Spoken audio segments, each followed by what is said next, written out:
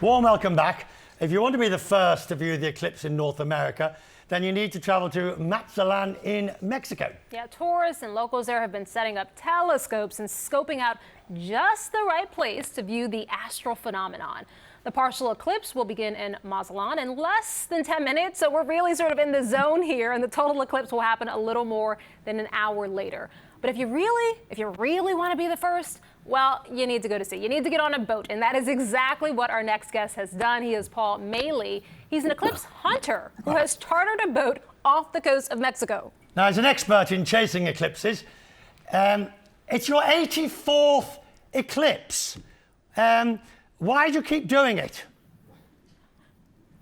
Well, it's a lot of fun. I mean, it's a great sight to see, and every eclipse gives you something sort of different perspective and feeling if you're out there watching it. So what do you hope to get from this one? It's a total eclipse. You're at sea, you're going to get to see it the first. What do you think and expect to see and gain from this one? Well, first of all, it's a public activity that is sponsored by the Johnson Space Center Astronomical Society. So we bring people out who have no background at all in astronomy or seeing things. We also take experienced amateur astronomers, and we've had a few professionals come with us. So it's a mixed bag of things, and they're all waiting to see this grand phenomenon. Yeah, Paul, did I read somewhere that you have a goal of seeing 100 eclipses, which I think is just so phenomenal? What's it like to be able to experience, someone who has experience as yourself, what's it like to be able to experience an eclipse with folks who have never seen it before? Well, it's really enjoyable because you see people jumping up and down and screaming and crying and all the emotions that you see associated with a euphoric type of experience. So it's great for me. Can you explain? I've read that somewhere that half of all people who see an eclipse will cry, will shed tears.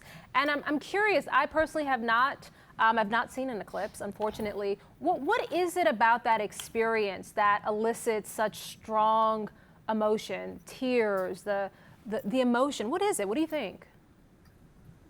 Well, I think people are disconnected from nature by definition these days. And so when you go out and take a look and there's nothing that's going to interfere with the scheduled event and you actually can see it, it means it's not controlled by some human being on Earth. It's just a magical thing. This is what we were talking about earlier with Tom Riddle here and Bill Weir. It is that, and this isn't a religious point, it's sort of a spiritual point, it is that connection to something bigger than us.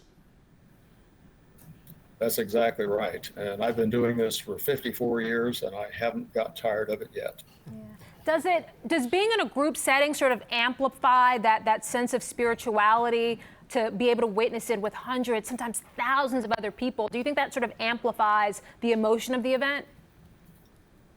Well, I can only speak from my personal experience. We normally take anywhere from 30 to 50 people. Okay. And it's much easier to evaluate their responses. But in this case, I've got 263 people on shore in Mazatlan, and I have 186 people here on the ship. So that's nearly 500 reactions, most of which will be different from each person. To those who are watching and about to enjoy experience is a better word than enjoy, what would your advice be? Because I think the temptation in 2024 is to get your camera out, take a picture, make them, look, you know the old thing, if the tree falls, well, if you haven't got a picture of it, it didn't happen. You got to post it on the gram. You got to post it on TikTok. What? Yeah, and basically what we face is with the new generation, everybody's got an iPhone or Android, and they're all focusing on potential selfies and pictures of the eclipse. So it's not exactly a personal experience when you do all that. If you put the hardware down and just sit in a chair and watch, that is the best experience of all. Having witnessed 84 eclipses, is it possible to have a favorite? Is it like choosing your favorite child? Do you have a favorite eclipse, and what made it the most special? Well, I would say that every eclipse really is special. It may sound, not to be true, but it really is, because you engage in many different aspects. Like, for example, in 1994, we had guerrilla activity in Peru, but yet we were able to see it, and we had armed guards around us. Now we're in the middle of the ocean. Everything is calm and quiet. and we're going to have a great lunch after the eclipse. Paul, I'm going to let you enjoy what we're about to see, because literally now is when the partial eclipse starts in Mazatlan in Mexico. My understanding, Tom Riddle, is that this thing is going to take some time, but the clock doesn't lie, and so the partial eclipse has now begun over Mazatlan. How long, there is the crowds watching it, how long is it going to take before we move to significant seeing of the thingamajig, which will then become the full lot in how long? I think that is the technical term. It is the highly thingamajig. technical. He'll put it right. Well, the thingam time Yes. will occur. So it depends upon wherever you are, wherever you're located. The time from C1 to C2, as it's called, can be varying times. But it can take over an hour to get to that point. But what's happening right now is that they can start to see the effects of the partial eclipse. So as it continues, as the shadow over the moon continues, it's going to affect the light. You can start to see the crescent shapes and shadows. If you have a pinhole viewer, you can start to see that now. And as you start getting closer and closer to that moment of totality, then you're going to really see a light show that you can start now enjoying. At what point does the weather start changing? At what point do you start to feel like something is happening, even if you're not looking up? So that weather change really starts to actually begins now. So the temperature drop begins now. Okay. So as the sun, because we're starting to interfere with the sun with the shadow hitting the earth, and so as you get closer, that temperature is going to be more significant, and that's when you're going to start seeing those weather changes more dramatically. Now I know from my notes that totality, Bill, is at 40 Mazatlan is at 1407. Mazatlan. What? Mazatlan. Yeah, fine. I know. Thanks, Bill, because I didn't want to be the one to say it. I know from my notes that at that place, Yes. it's going to be at 1407. All right. So that's in our time, in Eastern time. So that's over an hour and 20 away. Yes, it takes a while. It's probably tempting to, at There it first is. contact, Look, right? Look, there it is. Yeah, you can just see. I can. Yeah. Top right-hand corner. Top right-hand corner. That is first contact, right? Right, Is that that's what you first call it? contact. And second contact. C1, Yeah. and second contact is C2, is when you have totality. Right.